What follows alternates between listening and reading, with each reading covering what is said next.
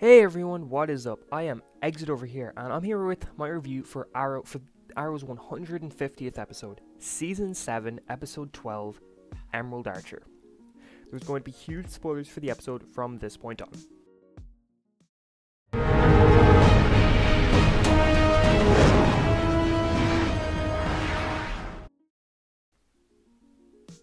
So most shows never really do anything for their 150th. It's a milestone that's never really covered, and in recent memory I actually can't think of another show that has ever done anything for it. It's always 100th, 200th, and 300th episodes. They're the ones that get celebrated. 150th is always just kind of oversighted. Not with Arrow though. They actually did something for it. And the surprising thing is that this feels more like an anniversary episode than the 100th did.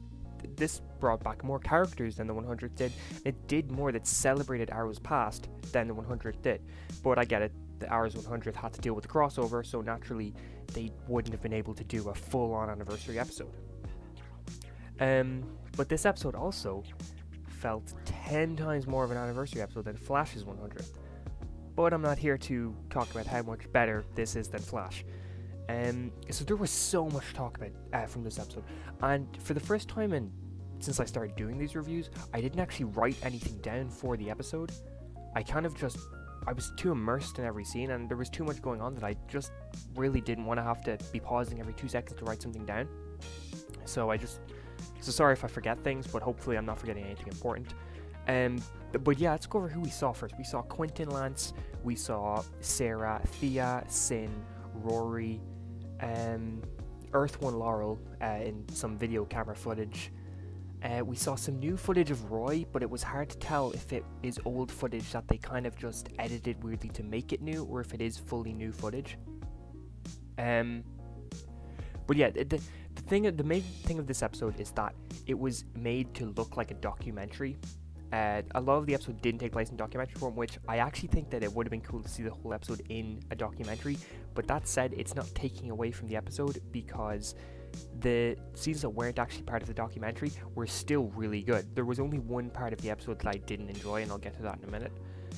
But yeah, the way it's just done, the way it starts off with the WB logo as if it's a movie, the way it looks, the way it's edited, just everything, it's so different and so new. And I saw somebody say that it's the biggest stylistic departure that Arrow's ever had, and I will 100% agree with that.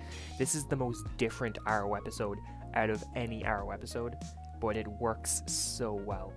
And we actually get some surprisingly big plot developments this episode that, you know, with an anniversary episode like this, you don't really normally get things that actually push the plot forward. It's normally just a celebration of the show's past.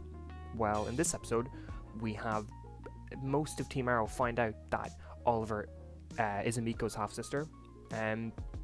Diggle, Curtis, and Renee are deputized, so now they can be vigilantes. Well, not even vigilantes, they can be working with the cops as vigilantes, just like Oliver is.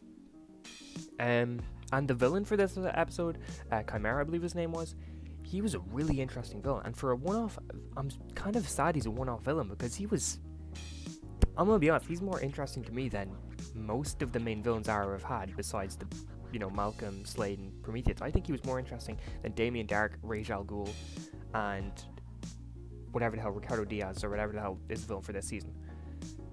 But he was really cool, and his thing that he didn't hate vigilantes, he didn't want to kill them, he just was such a huge fanboy that he wanted their masks. It was such an interesting take to do. And that's what I've seen a lot of people say, that they think Helena and Rory are dead because Helena and Rory's masks were in Chimera's kind of lair thing.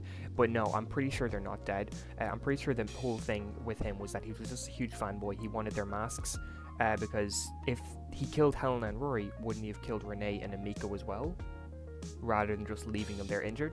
I think the most likely thing is Rory and Helena were just injured, because even later on in the episode, Oliver says that he tried to contact both Rory and Helena, but he couldn't.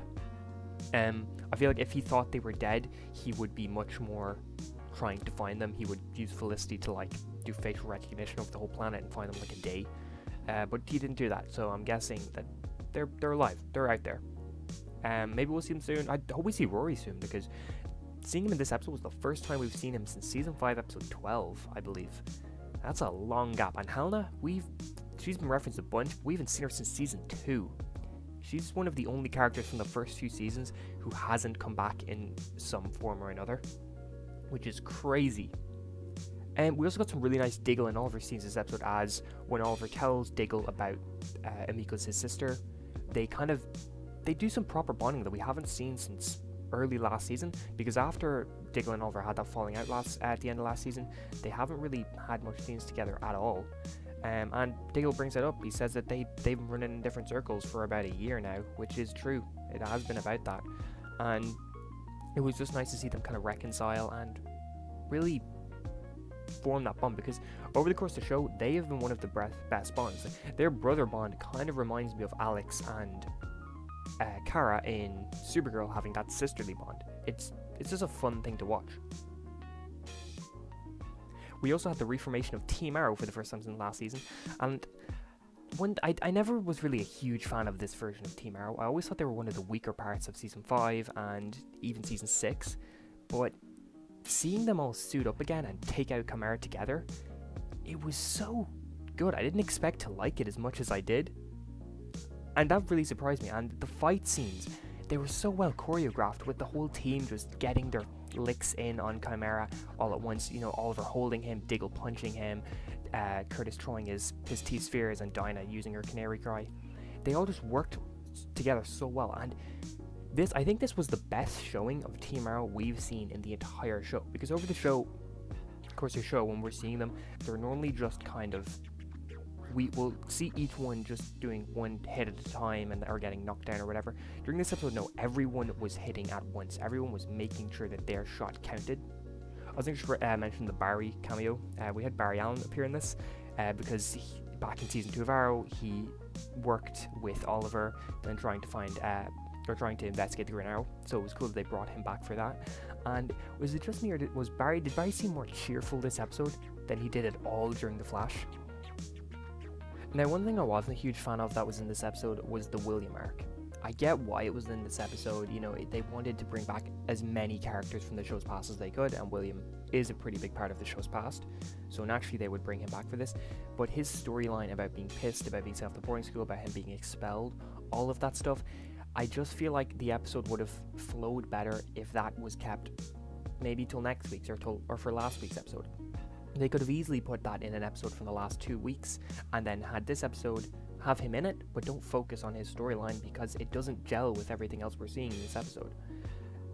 And that's my only fallback for this episode, is that it was nice to see him and Zoe, Renee's daughter, kind of bond, because we haven't seen them meet each other at all, and it's cool that we're seeing them kind of develop a friendship, because we know that in the future they know each other, and at some point they were pretty good friends. So it's good that we're finally building that up now, because it would be weird if we never actually saw that develop, and just in the future we're to expect that they've always been friends, but never actually have seen them be friends in the past. It was cool though that Renee, he was like, oh, I didn't know you guys were friends. I'll just be in the other room, cleaning my gun.